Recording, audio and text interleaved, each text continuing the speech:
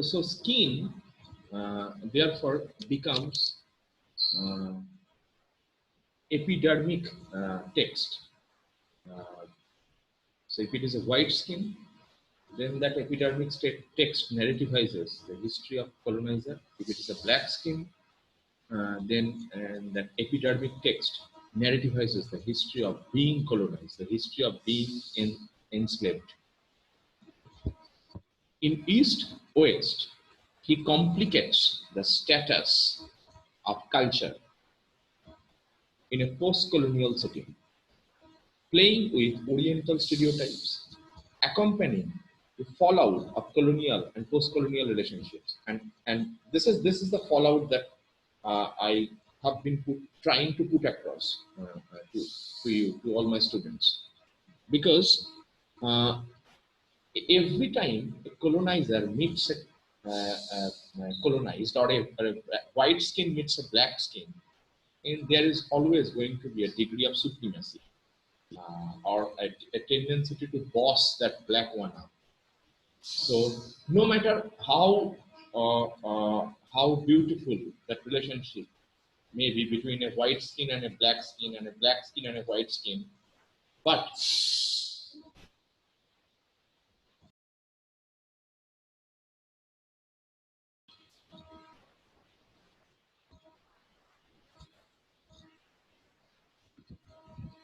so this fallout that I was talking about, this fallout would always happen between a colonizer and a colonized. Because if a colonizer meets a colonized country, or a colonized people belonging to a colonized race, what will happen, that always the degree of superiority and inferiority would come into being.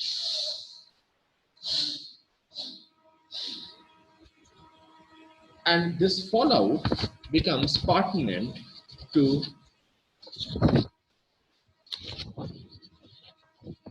East-West free radio. The story set during the same historical event which instigates the climax of Midnight Children. Because actually there are three layers of this fallout. This fallout, you may have a best friend in USA. You may have and you are from India. You may have a best friend in UK, and you are best of friends. You are best of buddies.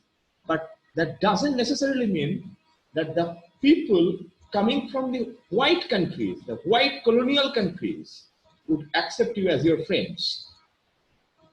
And whenever you would go up to them, you will always remember yourself, and they would do everything to tell you that you belong to a country which we have colonized for 10, 15, 20 years, 30 years, 100 years, 200 years, 300 years, for centuries. So that power game, that power tension, even after the independence, never goes. It hardly goes. And that power game exists at three levels in free radio. The power game exists at three levels in free radio.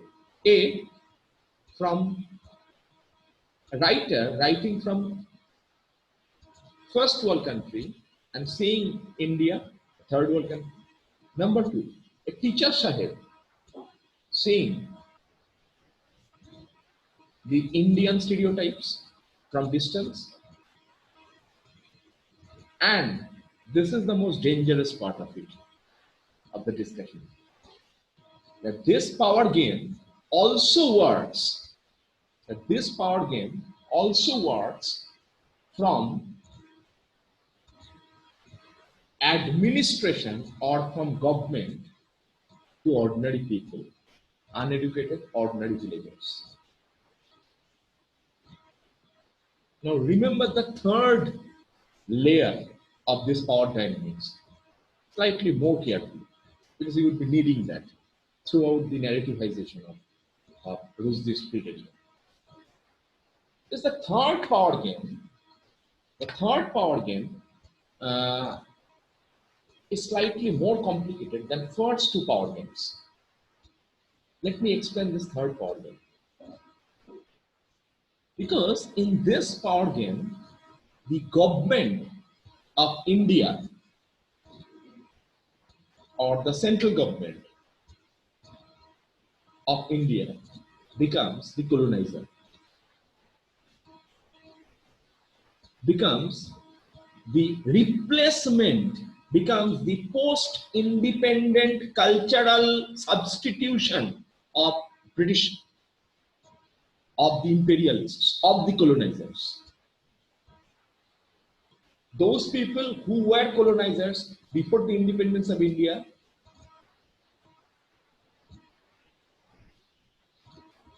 there is no difference between the Britishers before independence of India.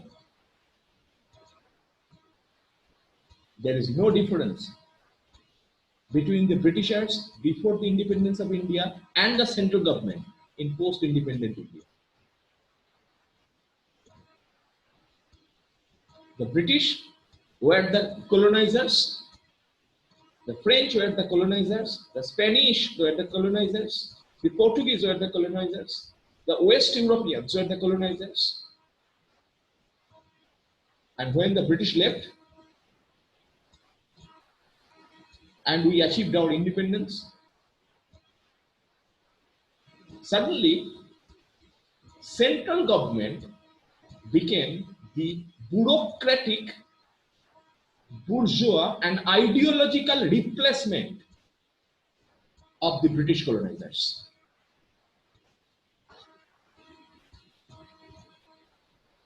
Therefore, the rural villagers across India in post-independent India, therefore the villagers across India in post-independent India become the victims. But now, who are victimizing them? Not the Britishers, because they left India in 47.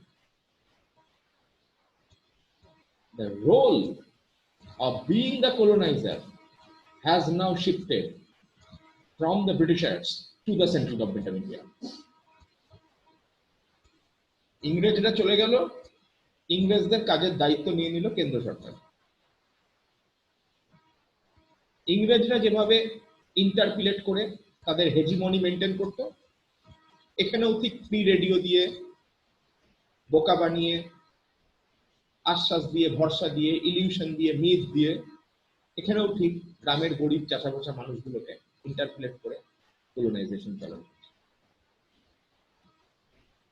Therefore, post-colonial theorists, therefore, according to the post-colonial theorists, there is no difference between the Britishers in pre-independent India and the central government in post-independent India, because both are exploiting identically. একজন স্বাধীনতার আগে করত, তারা ছিল ইংরেজ, same কাজটা চালিয়ে যাচ্ছে আরো ভালোভাবে, আরো সুন্দরভাবে, আরো চমৎকারভাবে স্বাধীনতার পরে তারা হলো কেন্দ্র সরকার।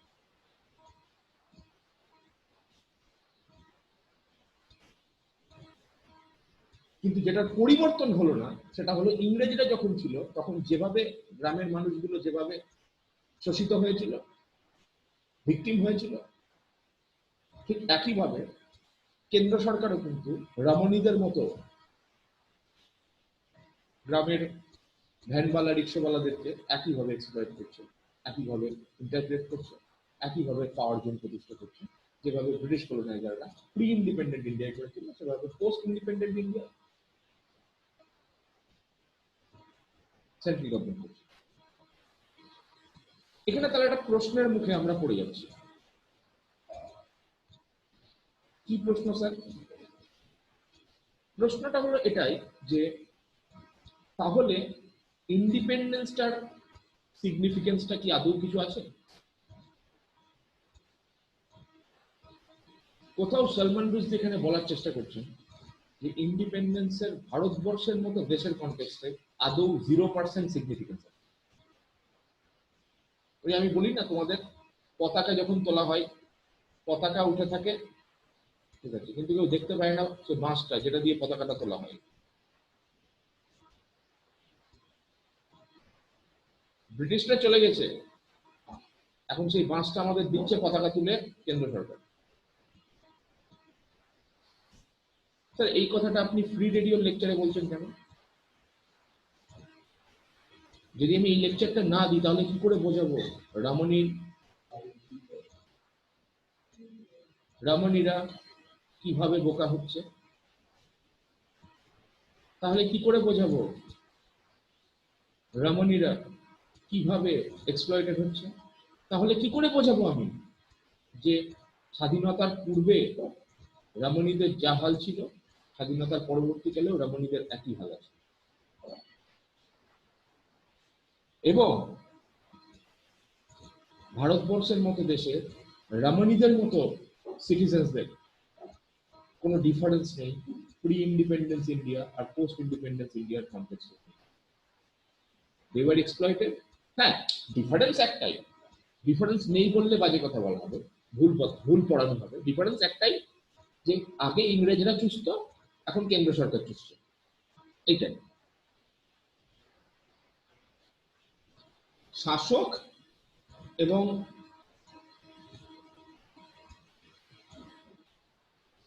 শোষকের পরিবর্তন হয়েছে, শাসক এবং শোষকের পরিবর্তন হয়েছে, বাট শোষিতের কোনো পরিবর্তন হয়নি। এটা একটা বক্তব্য। আর দ্বিতীয় বক্তব্য হলো, তাহলে 1947 সালের 15ই আগস্ট আমরা যেটা পেলাম সেটার পলিটিক্যাল সিগনিফিকেন্স আদৌ কিছু নেই।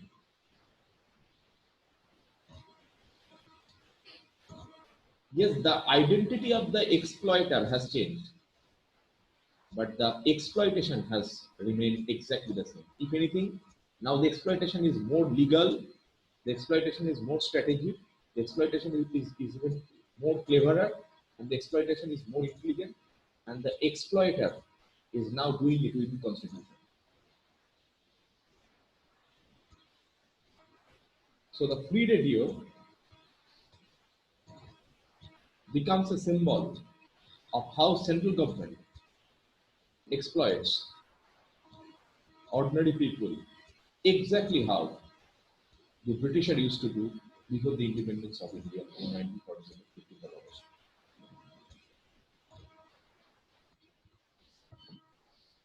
Ramani, the protagonist in the free radio, faces a formidable opponent. Another question that I'll come back to is that the government interpolates ordinary rickshaw pullers like Ramani, van drivers, rickshaw pullers, toto drivers like Ramani, with a free radio. Now, my question is that why free radio?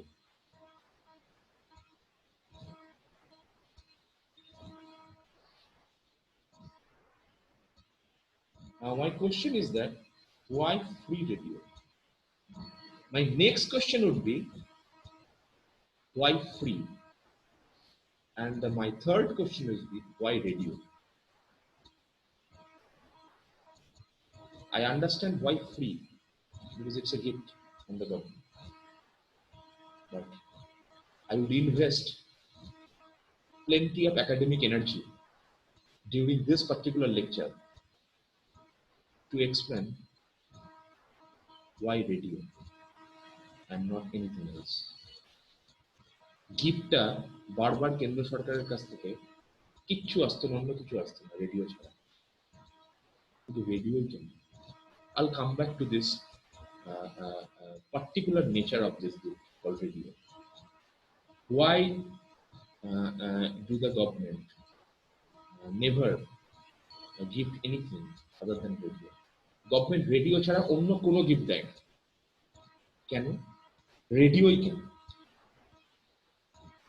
রেডিওই কেন শুধু?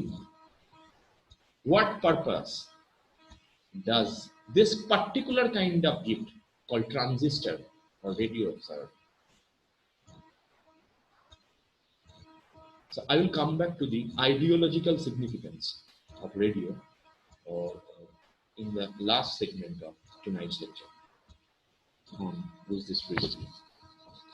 Ramani, the protagonist in the free radio, faces a formidable opponent in the Indian government and Indira Gandhi during the Indian emergency. আগে ছিল Ramani versus British, এখন হলো Ramani versus the central government. In free radio, radio plays a central role as Ramani so longs for a transistor radio of his own that he mimics the broadcasts of All India Radio.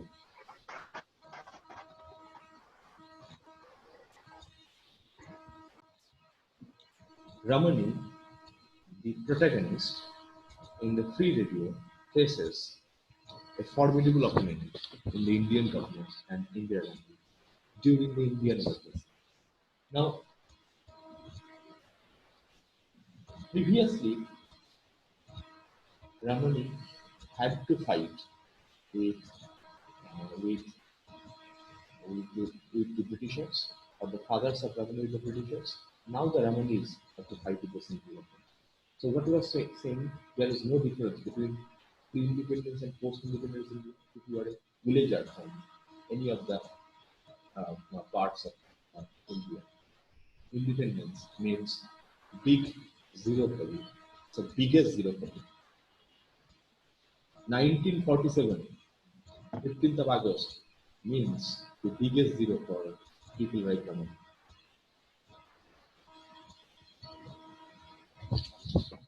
In free radio, radio plays a central role as Ramani so longs for transistor radio of his own that he mimics the broadcast of All India Radio. Now let's come back to the symbolic interpretation and the ideological importance of radio. Now why radio? The radio carries symbolic weight. This is the part that I would request my students to listen to me incredibly carefully. The radio carries symbolic weight because it serves as agents central to the development of national identity, broadcasting information that is consumed by the public and controlled by the government. স্বাধীনতা আন্দোলন যখন হচ্ছিল তখনও গোটা ভারতবর্ষকে unite করেছিল।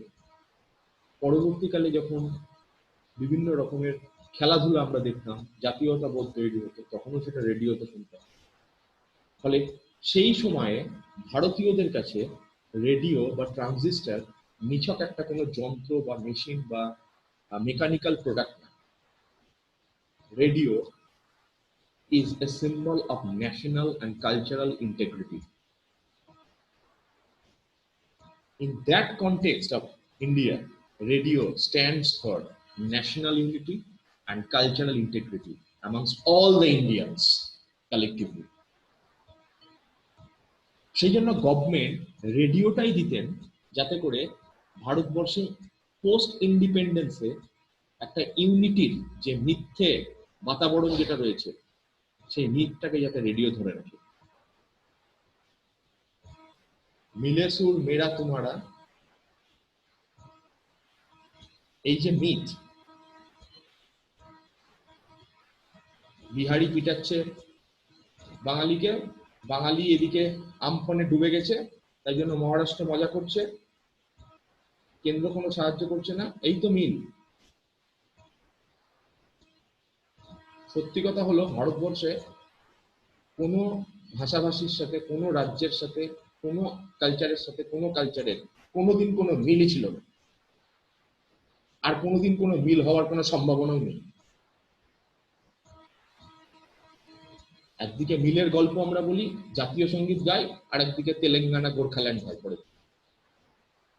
Because ট্রুথটা হলো ভারতবর্ষের ফেডারেল স্ট্রাকচারটাকে জোর করে রেডিও নামক একটা মিথ দিয়ে ধরে রেখেছিল নেহেরু হোয়াইটস ইন্ডিয়া। আর ইন্দিরা গান্ধী ইন্টারপিলেশনের নামে সেই কালচারাল মিথটাকে এনকোড করে রাখার জন্য রেডিও দিয়ে যেত গিফট দিয়ে। সত্যিই দেখ মিথ্যাই দেখ, বাট সে রেডিওই কেন, অন্য কিছু না কেন, দাঁতের ব্রাশ হতে পারে, জামা কাপড় হতে পারে, জুতো হতে পারে, চপ্পল হতে পারে, সাবান, শ্যাম্পু, ক্রিম হতে পারে, খাবার হতে পারে, চাল ডাল হতে পারে, রুটি হতে পারে, ডাল হতে পারে, তরকারি হতে পারে, ভেজিস হতে পারে। সরকার সাধারণ মানুষকে দেওয়ার হলে কত কিছুই না দিতে পারে, সব কিছু দিতে পারে, দেওয়ার শেষ নেই তালিকার। বাট আমার একটা প্রশ্ন স্টুডেন্টদের কাছে, সেটা হলো রেডিওই কেন? Every time Indira Gandhi gifted, she gifted radio because Indira Gandhi knew in a post Nehru-white India রেডিওই হলো একমাত্র একটা সিম্বল যেটা স্বাধীনতার ইমোশনটাকে নস্টালজিক্যালি ধরে রেখেছিল। রেডিওই হলো একমাত্র সিম্বল যেটা মিলে সুর মেরা তোমারা, তো সুর মানে রেডিও কা, এটা রেডিওতেই বাজানো হতো। আমরা যখন লর্ডসে ভারত জিতেছিল কপিল, সেটা রেডিওতেই শুনেছিলাম। So it was radio that kept India together, and central government played with that emotion while taking up the decision of gifting out free radios to these uneducated Ramanis.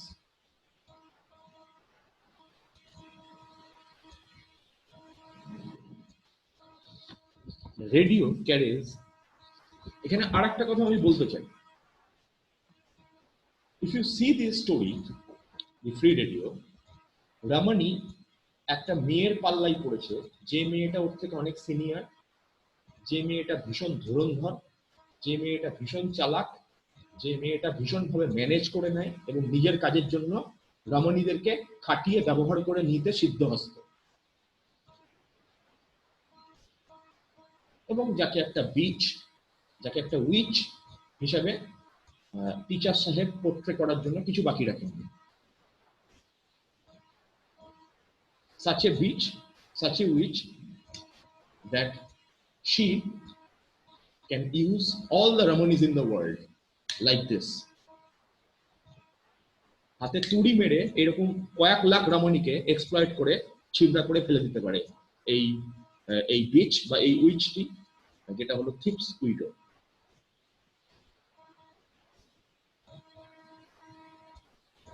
আমি এখন যেটা বলতে চলেছি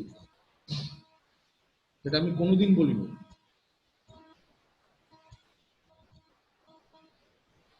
but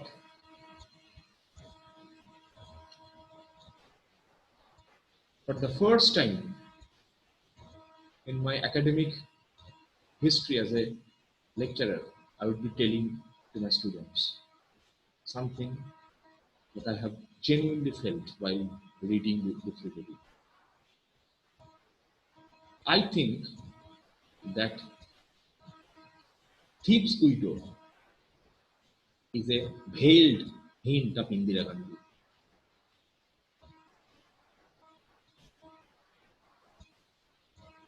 I think this is Salman Rushdie's very clever, incredibly intelligent, veiled,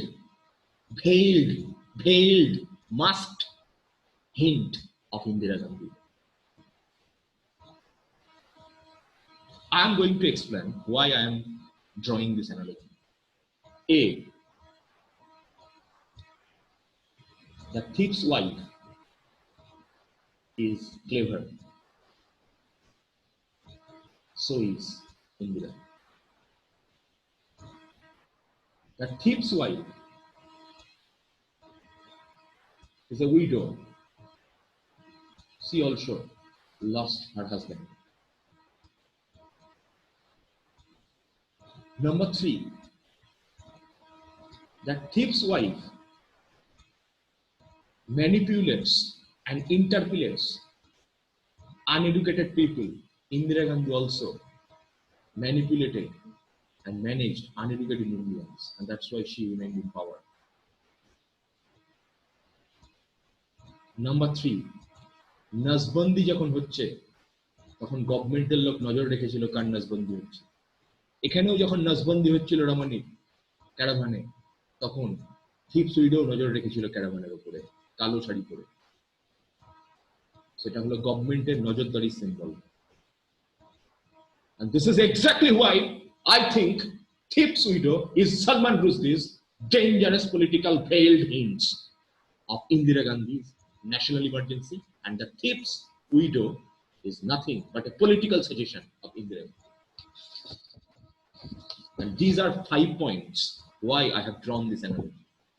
আর রমণীরা কারা? রমণীরা হলো ইন্দিরা গান্ধীর গভর্নমেন্টের তলায় সাধারণ গরিব মানুষ যারা মিথ্যে প্রতিশ্রুতি নিয়ে ধাবাচাকা খায়, এক্সপ্লয়েটেড হয়, ইন্টারপিলেটেড হয়, ডিসইলিউশন হয়ে যায়।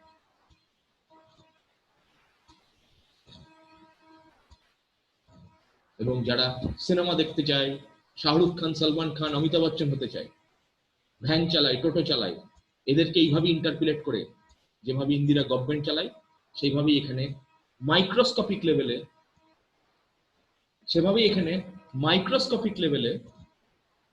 Thief's widow is using the Ramani to her own advantage, to her own purpose, to her own benefit. And both the use are intelligent, ideological, and manipulative, and interpolating.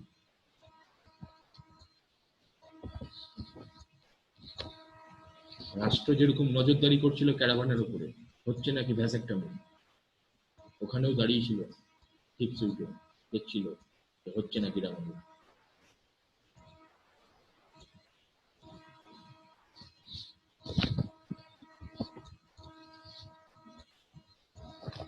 আর আমি এই উত্তরটা দেব না যে কেন এটা বর্তমান কেন্দ্র সরকার সিলেবাসে রেখেছে। This is for you to analyze. The radio carries symbolic weight because it serves as agents central to the development of national identity, broadcasting information that is consumed by the public and controlled by the government. As the state attempts to recover from the influence of Western powers, the radio becomes an increasingly important device, a technology of coercion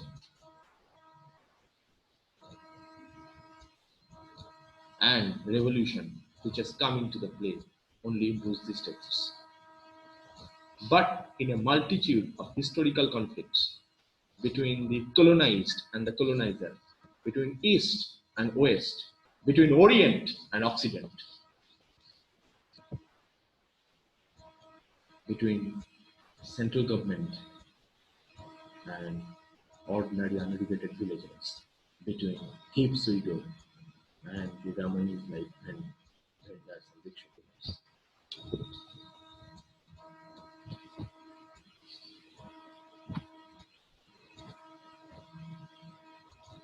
My idiot child, you have let that woman deprive you of your manhood. Teacher সাহেব বলছে এখানে, বাবু ওই ডাইনি মেয়েটা তোকে চুষে খাবে, তোর পৌরুষত্ব কেড়ে নিয়েছে, ঠিক যেরকম ভাবে ইন্দিরা গান্ধীও গোটা ভারতবর্ষের পৌরুষত্ব কেড়ে নিয়েছিল। Sir? Manipulation. I'll take the questions at the end of the session. And this is exactly why Indira Gandhi also robbed Indians of their manhood.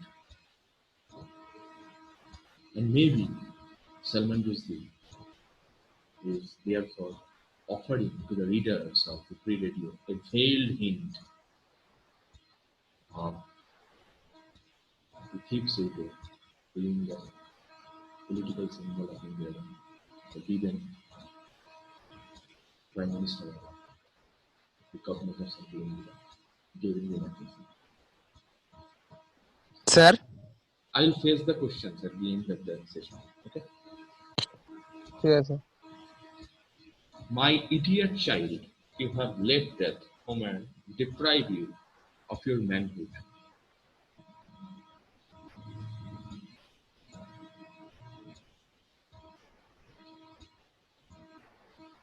The story, The Free Radio, is about this sterilization campaign launched by India's ruling regime during the emergency period, 1975-1977. The title, the free radio, refers to an incentive, the gift of a transistor radio the health department gave to those undergoing the sterilization surgery or vasectomy. Or you may use the Indian writing in English, Nasband, in your paper.